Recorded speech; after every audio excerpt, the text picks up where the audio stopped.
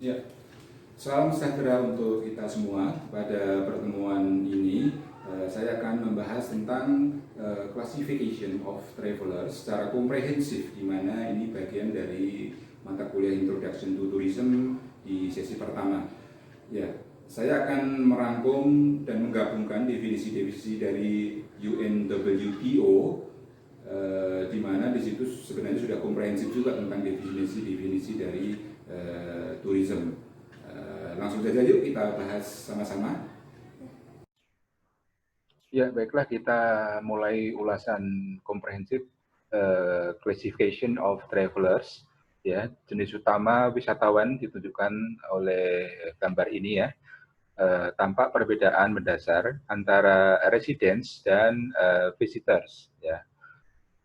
Nah, serta minat pelaku perjalanan pariwisata dalam bentuk karakteristik travelers dan non-travelers.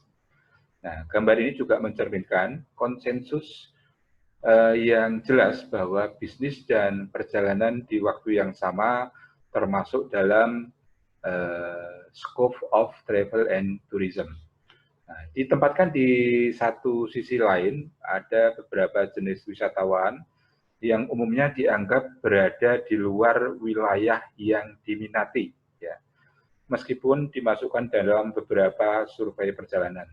Yang paling menonjol kita lihat ada commuters ya, yang tampaknya berada di luar area yang diminati oleh semua komunitas perjalanan dan pariwisata.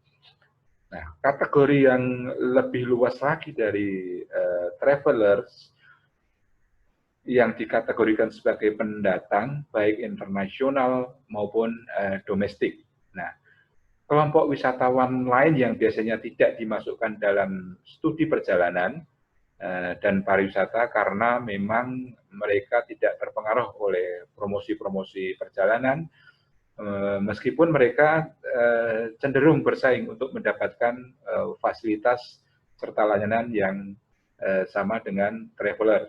Nah, contoh misalkan di area ini ada students, ada apalagi itu temporary workers ya, ada crews dan sebagainya.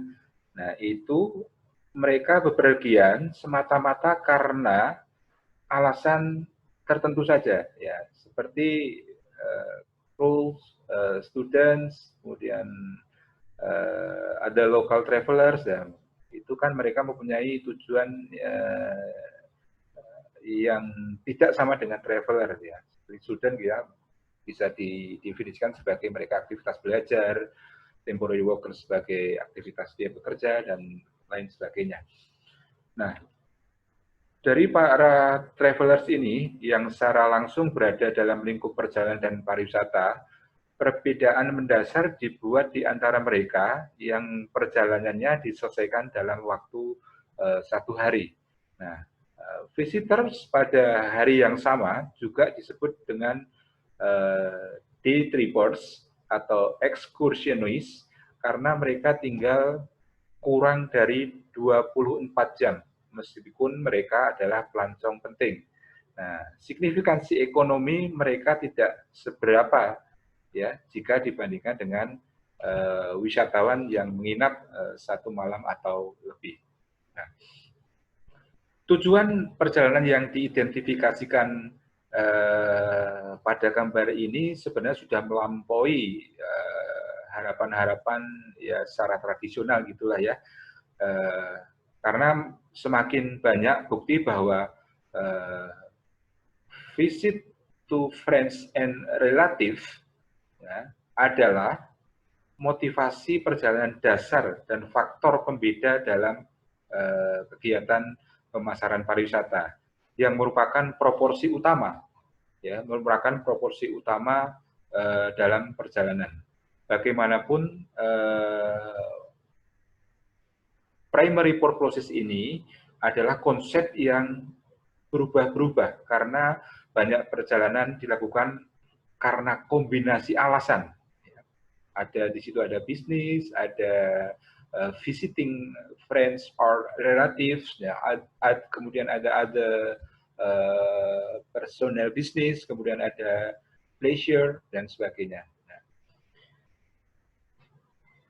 ini adalah konsep yang tadi saya kemukakan adalah yang berubah-berubah karena banyak perjalanan dilakukan karena kombinasi alasan seperti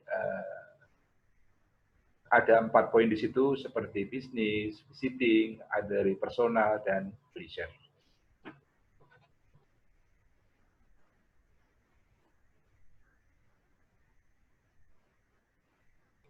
Ya, demikian ulasan singkat dari saya. Semoga bermanfaat dan ketemu lagi kita di sesi berikutnya.